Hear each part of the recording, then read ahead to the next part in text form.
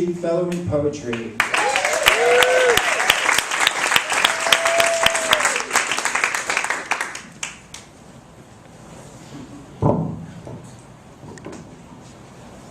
Okay, Douglas and Dario, can you hear me all right back there? Yeah, good. Okay.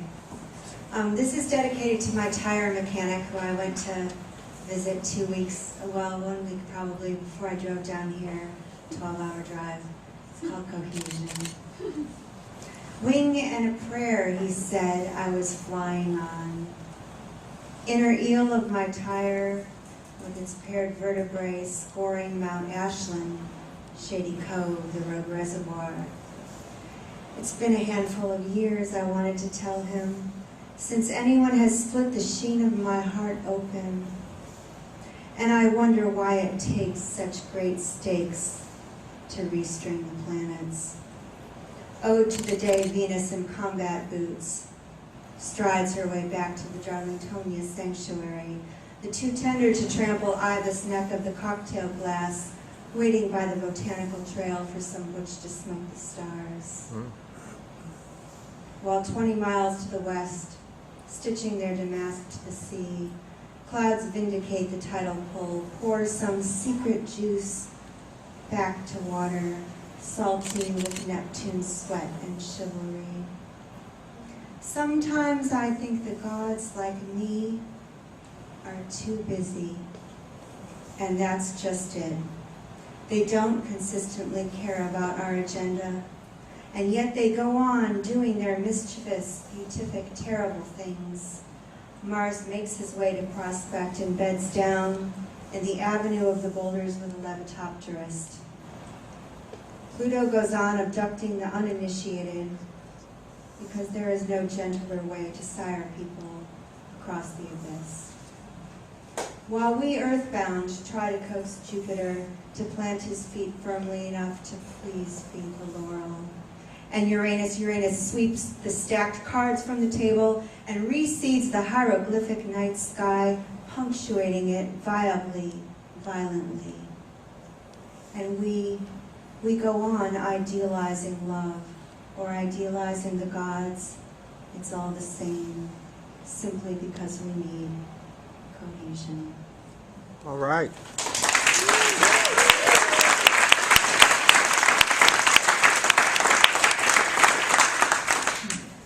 The next poem I'm going to read, a friend just emailed me this morning and said it took honorable mention in the Evil Press Oscar Wilde annual event for the poem contest. Good job. And the epigraph I have before it is, so while a twister tipped its toes into neighboring places, the planet smoothed us over, taking our shape. It's from Angie Estes, and the poem is called Parentheses. The way my bustier holds the moisture of your breath, the way the drag queen clicks her lacquered heels, the way the buttonfly Levi's hold silicone, the way the wings of the dove fold morning to mother of pearl, the way waxing and waning cup light, the way the beak of the thrush in Verona breaks full-throated to song, the way the cobra lily shyly bears its stamen, the way the child two-handed raises a glass to her lips, the way the parentheses of my questions ask permission, the way the velvet-sprung jewelry box holds the ransom,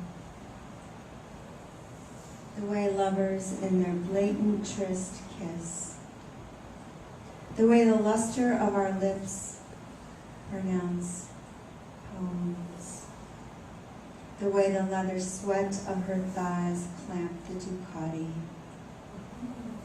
the way the top and bottom teeth of her pliers extract stripped screw, the way sun-dried sheets encase our bodies in the husk of September.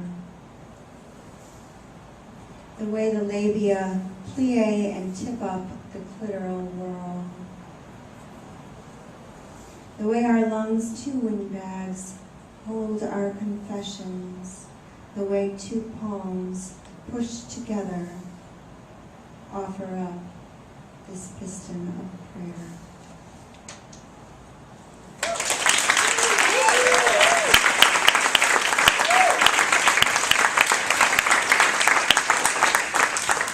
I'll read one more poem called Conjure. I conjure you, blood running fast, bones to a skin thicker than my water, my droplets, my cannon stars. I have a love poem that rhymes with your body,